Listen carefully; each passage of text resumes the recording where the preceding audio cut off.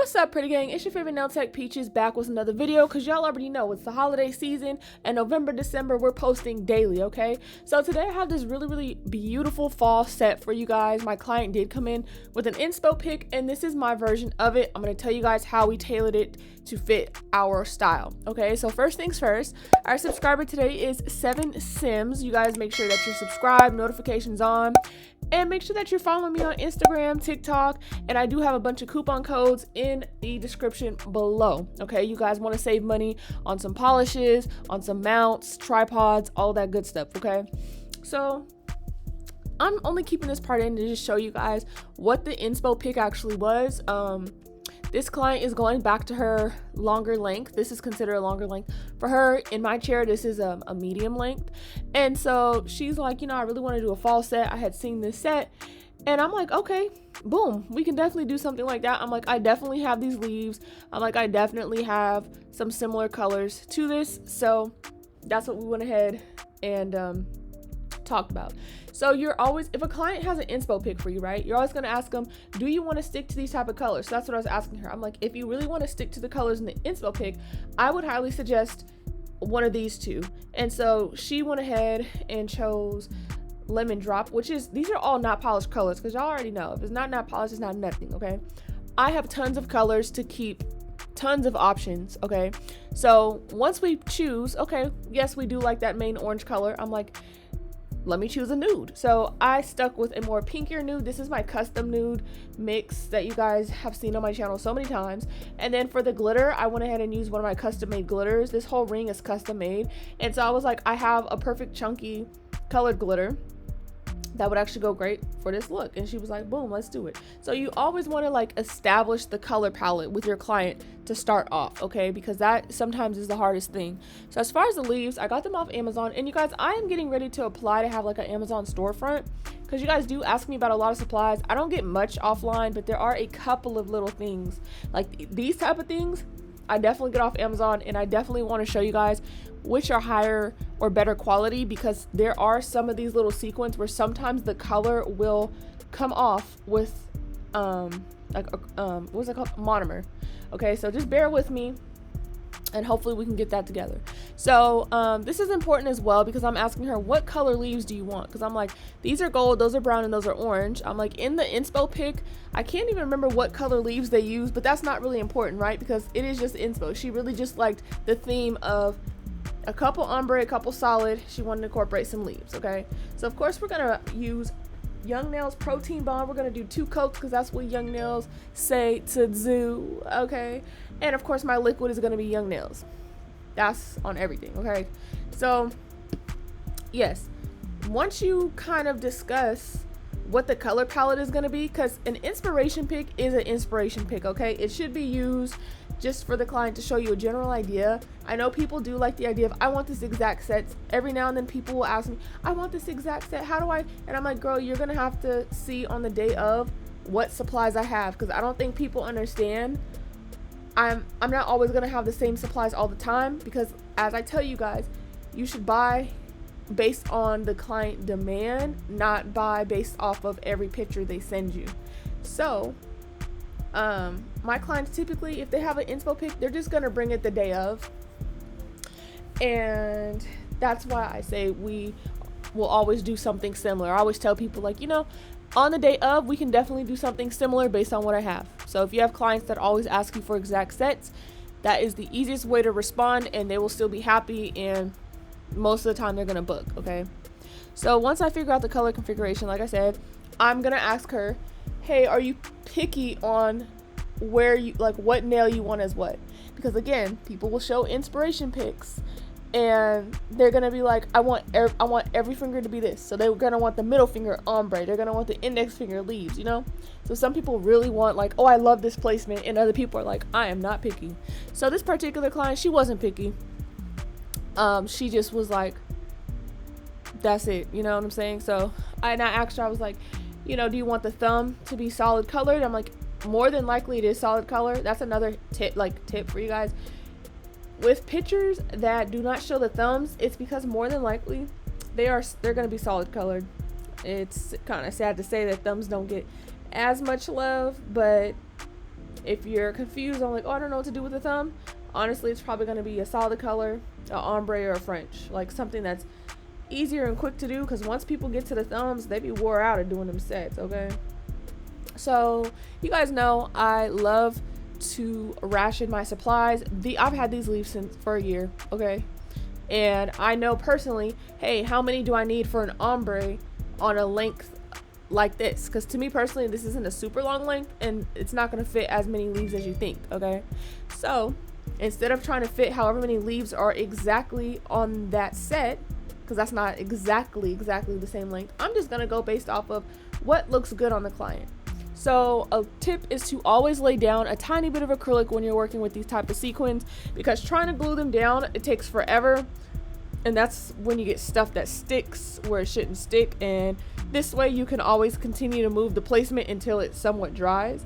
So that's just a little trick that I keep up my sleeve, because I've learned over time this is way easier than trying to get actual glue these down, etc., etc. Okay, so while those are kind of drying for a sec, we are going to move on. This is an order of operations, okay, because both these nails are ombres. We have to kind of get the base tip laid down first. If not, basically they're not going to be dry enough to ombre. Okay, so when you're doing these type of mix and match sets, it's all about order of operations.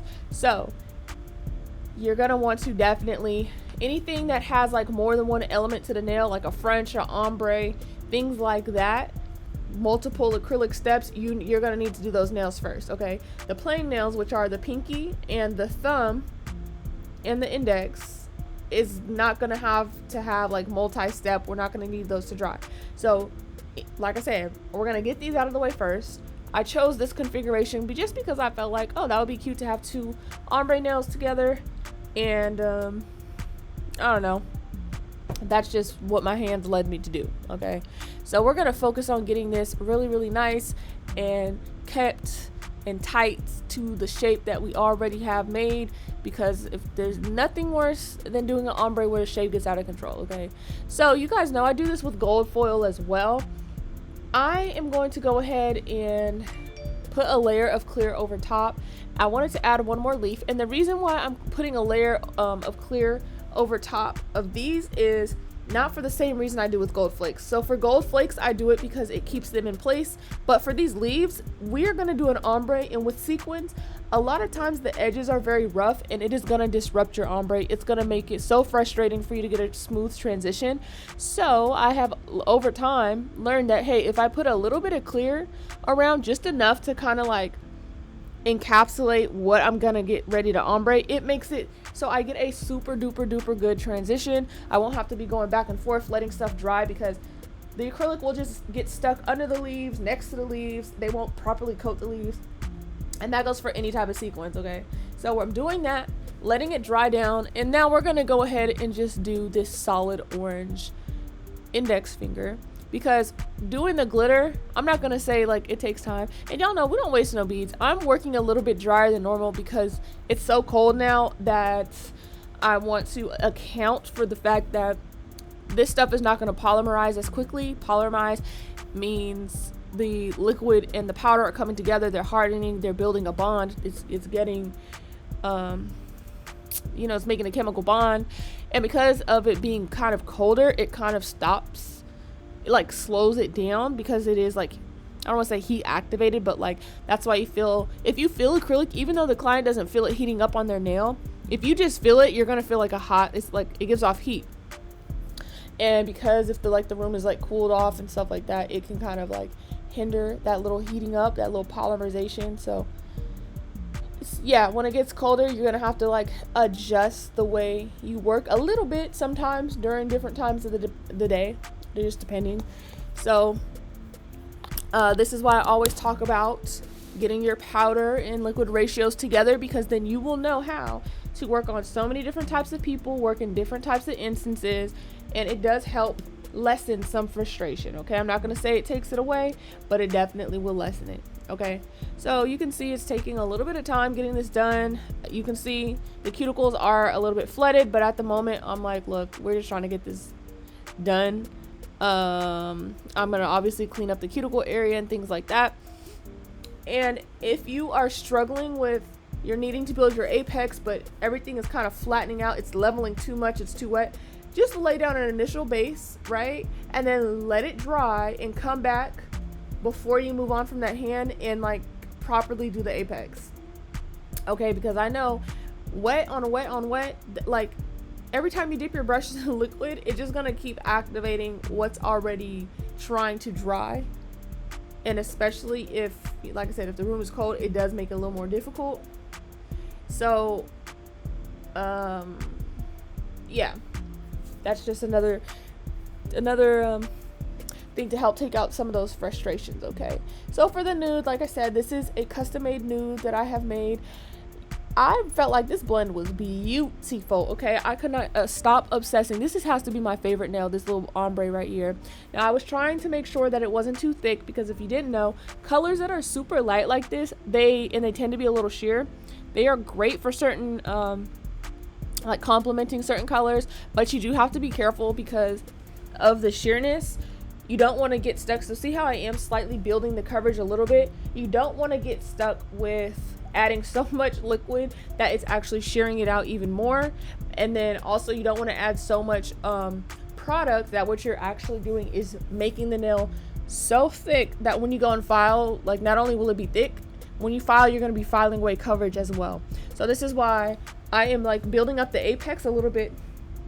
And I understand, you know, it seems like it's a little thick, but then when I cap the rest in clear, what's going to happen is when I go ahead and file the apex, it's going to be fine. So you're going to see I am not putting as much product here, right, as I was in the apex area, because I know I'm kind of overcompensating for the fact that later on I am going to be filing these. So I'm just focusing on the blend right now, and then I'm adding some orange back up to combat some of that sheerness, so it just makes it look like so seamless. Now I know in some pictures and in some lighting it is going to show how translucent it is, so it may look like it's not blended, but it is. You guys can see, here it is. So you can see the clear, I'm only adding it from the blend down because I don't want to bulk it up anymore. And like I said, I'm going to fix the apex area later on with my finish filing and things like that. So you kind of have to know how to, like I said, do things in steps. We already put the base down, we let it dry. You can see how much easier that is to ombre on when it's dry versus like, oh, my product is like still wet. Okay, you're able to get a really good grasp. So after this, of course, we're going to go ahead into the leaf nail, and we're going to do that ombre as well. And for me personally, when we move on to the leaf nail, I think the picture may have more of an ombre effect than what I did, but personally I really wanted the leaves to still show through. I could have used a darker nude and it would have, or a less sheer nude I should say, and it would have covered up the leaves a little bit more. But you kind of have to be careful when you're doing an ombre over sequins, because you want it to be smooth, especially when the tip is clear. You want something that's going to blend really well into the tip. So I focused it more, you know, higher up, as I did on the orange one too. I kept it kind of like on the higher side because I wanted both these nails to kind of stand out. So what I did is, you know, when I added that leaf higher up onto the natural nail, I focused covering that with the nude, so that has more of a I don't know, like it's more in the background, I guess you can say. And so you can see how easy it is to do my ombre now that I had capped everything in clear a little bit. So I'm just pretty much adding product to make everything less sheer, add like a little cast over it. I'm really not too pressed about having it to be as opaque as the apex area, just because I wanted something really soft and I still wanted to keep that sheerness there.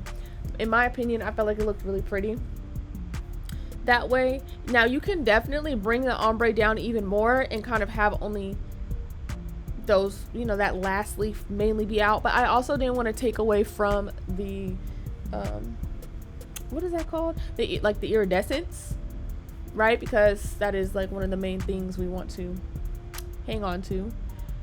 So that's what I went ahead and did with this one.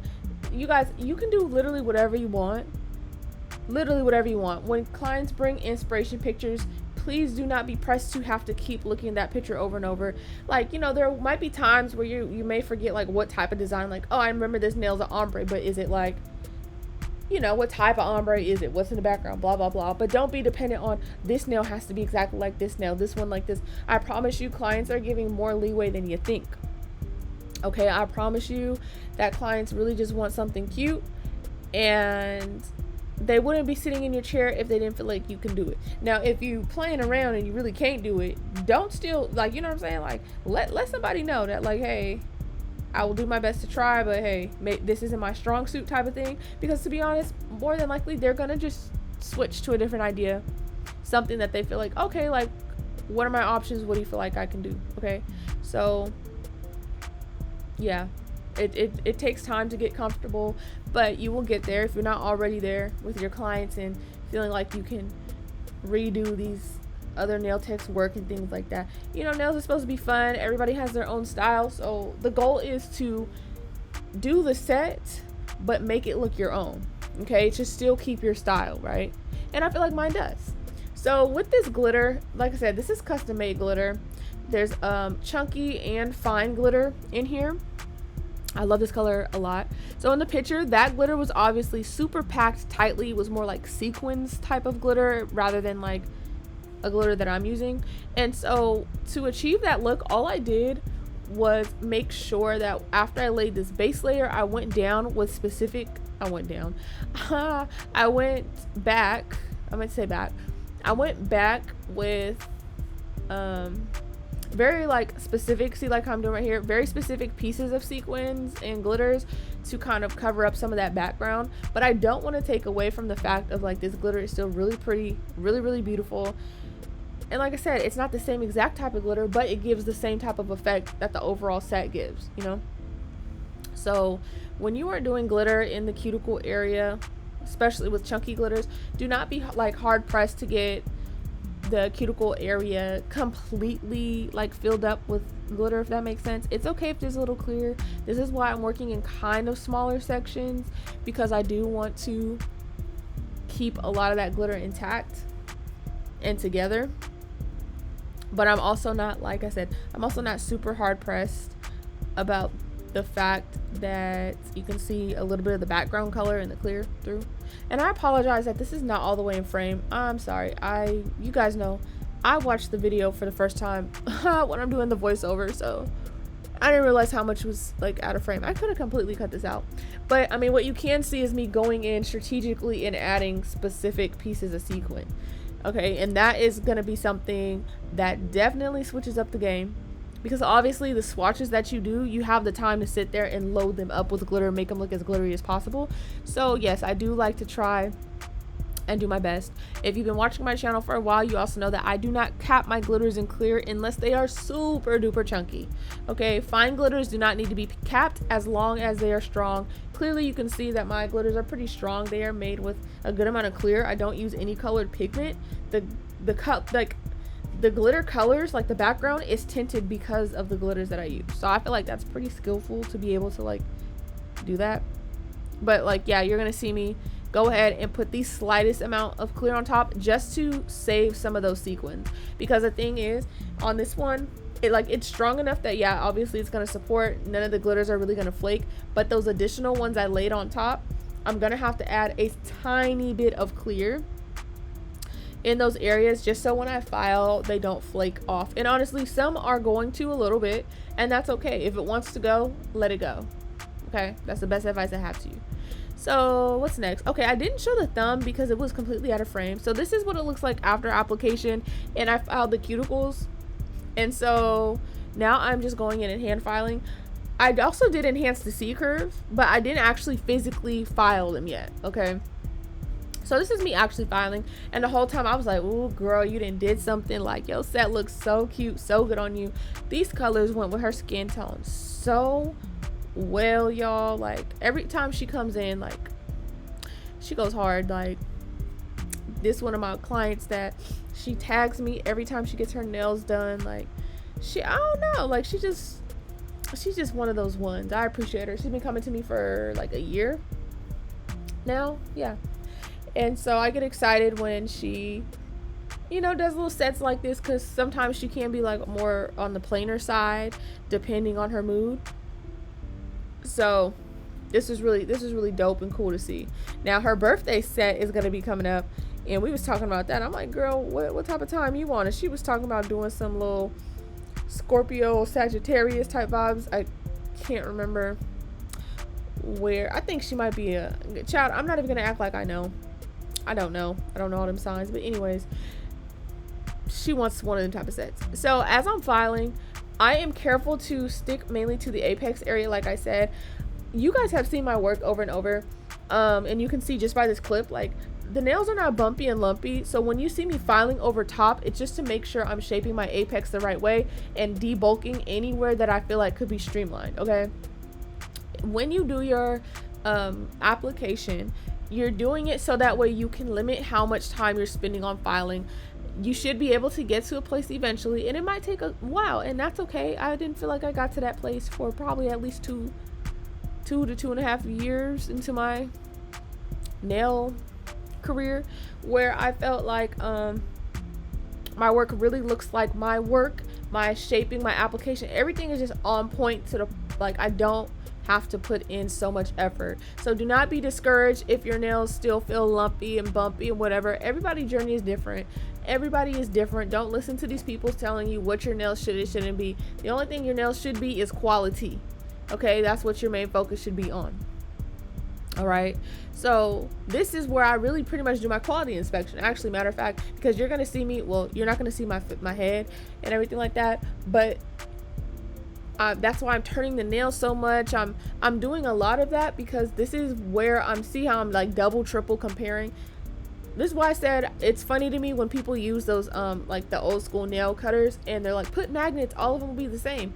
It don't matter how you cut them in the beginning, child, because the application alone can and the shaping, they can still end up uneven. So use the magnets if you want to, that's perfectly fine, but look, they forgetting the part where you have to still remeasure and everything like that, because we will all tend to be the same by the end. Okay, so all those little hacks for cutting them even and cutting the same, do those, no problem with them, do them. Okay, just make sure you're always triple and double checking. I check the apexes, I compare each nail to each other, and you know what I'm saying, we in and out. We all actually, matter of fact, I always finish her nails early.